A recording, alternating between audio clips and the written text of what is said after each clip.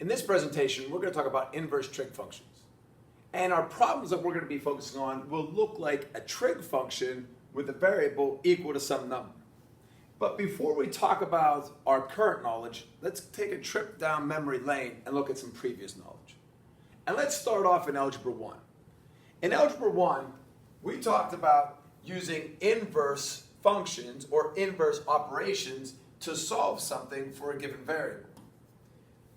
So therefore, if I ask you to solve this equation here for x, I think we know that we would use the inverse of adding 4 to eliminate the 4 there, leaving us with x equals 6. And then we moved on to Algebra 2.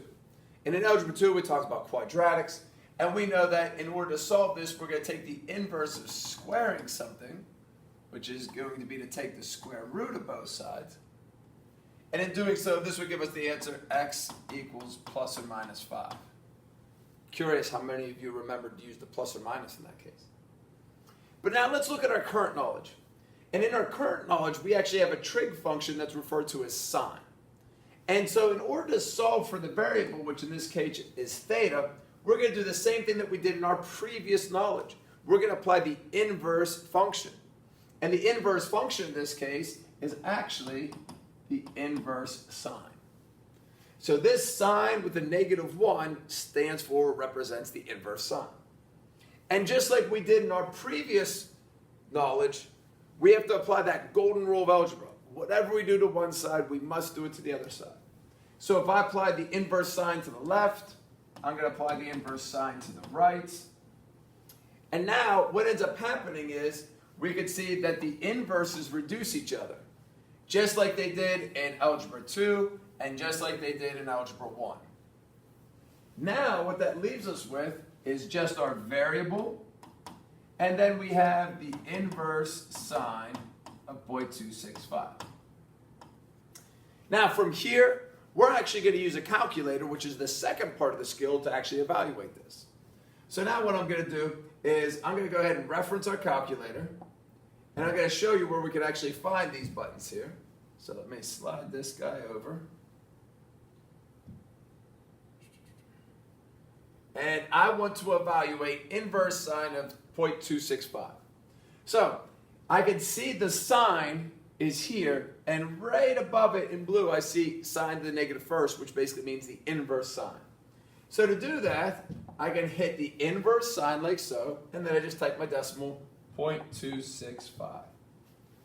I hit enter, and it already evaluated for me, and that gives us 15.3669, so on and so forth. Now, one thing to be careful of is you want to make sure that you're in the correct mode. So here, I can see that I'm in degree mode. If I hit that, I have radian, which stands for radian mode. That would give me a different value. If I take the inverse sine of the same value, I see that I get two different numbers. So one of the things to be careful on is make sure you're in the correct mode when applying the inverse sines or inverse trig functions. Let's look at a couple additional problems. And again, you can see I changed my mode back to the degree mode. Our next example, what we're going to do is pretty much the same thing, but now you can see I could have a different trig function. So in applying this, nothing new. I'm just going to go ahead and take the inverse cosine of both sides. These two trig functions reduce. Inverse cosine of 4/5. And now all I have to do is whenever I type this in, I got to make sure that I type it in correctly. So inverse cosine 4/5. Oops, like so. So now I have inverse cosine of 4/5. So again, make sure you put that in parentheses, and that gives us approximately 36.86, or what was it? 36.87 degrees. So again, nothing too crazy. We just have to remember to use the second button, but there is a little bit of a twist. The twist occurs whenever we have a reciprocal trig function. So what we could see here is I have sine, cosine, and tangent. But on my graphing calculator, I see I don't have cosecant, secant, or cotangent. But the key is the fact that I refer to it as a reciprocal trig function. And so knowing that, I can actually rewrite this using the reciprocal tangent. And therefore, I'd have to use the reciprocal of 0.3 or 0.37, which is just simply 1 over 0.37. So if I don't see one of the three original trig functions in sine, cosine, and tangent, I'll use the reciprocal, keeping in mind I'll have to use the value of the reciprocal, which is simply just putting 1 over that number. Now from here, I could go and apply my inverses, so therefore I know I'm going to be taking the inverse tangent of both sides. Those reduce.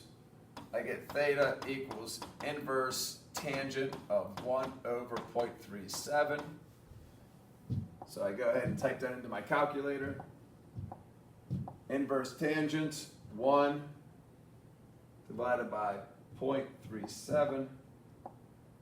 And I get 69.7. So therefore, theta is approximately 69.70 degrees.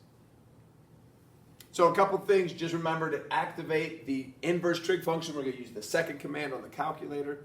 And if you don't have one of the three original trig functions, you're going to be able to rewrite it using the reciprocal of the value provided.